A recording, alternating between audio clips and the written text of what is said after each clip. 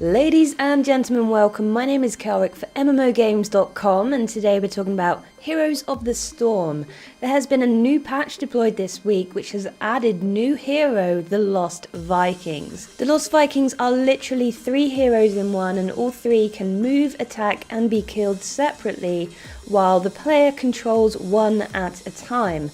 They do have different abilities, such as Olaf is a lot tankier, has a lot of health, regenerates health quickly and charges to slow enemies, while Balog deals splash damage to enemies behind his attack target, and Eric moves faster than the other Vikings and has a longer attack range. Rather than having individual spammable abilities that you can use by click or by keyboard, they instead have talent hotkeys in which you can select which hero you wish to control at any given time. However, you do have abilities that will affect all 3 at the same time. For example, the Q, spin to win, deals damage around each Viking. You have jump as your W, where all Vikings become temporarily invulnerable, and the E button is called Norse Force, where all Vikings temporarily gain a shield. The ultimate abilities, which are the R button, are called Play Again and Longboat Raid. Play Again causes all Vikings to be revived and teleported to the summoning Viking, and Longboat Raid causes a longboat to be summoned and go on a Viking raid. Certainly a very different set of heroes to play, and definitely takes some getting used to. But let's take a look at what else is going on in this patch. It's quite a sizable patch.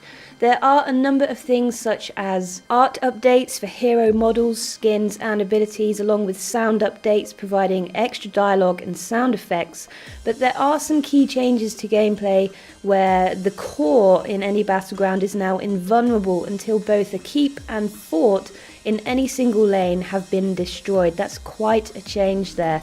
You've also got the brand new system which will penalise players for leaving games early. And we're going to talk a little bit about this, not for too long, but it is something that was promised at BlizzCon 2014, and Blizzard have definitely come through with this, and it is now live. So the tracking and penalties for leaving in progress Quick Match and Hero League games before they are finished has been changed. Leaving multiple matches without reconnecting will now flag the player to receive the following penalties. They will be disallowed from queuing for Hero League games until a Quick Match game is played to completion, and leaving additional games early will cause the number of Quick Match games required to increase. Also, when queuing for Quick Match games, the flagged player will be teamed up with other flagged players who have similarly left games early. This was quite a controversial topic when it was announced at BlizzCon. There is a system in place where if you just happen to get disconnected due to poor internet at that time, there shouldn't be a problem. If this is something that happens very rarely, then all you would have to do is do another Quick Match and you will be unflagged. However, if it happens multiple times, then that is going to be a problem and you are going to be flagged by this system, which by the way tracks players' recent games. So if a player has not left any games prematurely for some time, then leaving a single game for reasons outside of that player's control will not trigger these penalties. When a player who is flagged for leaving games early joins a party, the entire party will also become subject to these penalties. So that's incredibly interesting. This is going to be quite controversial, but we'll see what impact this has on the game. Now we've got a number of talent changes and specific changes to specific heroes. I'm not going to go over all of those in this video, but I am going to provide a link to these patch notes so you can go and check out the changes to these heroes without me talking at you for the next 10-15 minutes. What I do want to spend a little bit of time talking about now before we go is the fact that the player profile screen has received quite an overhaul.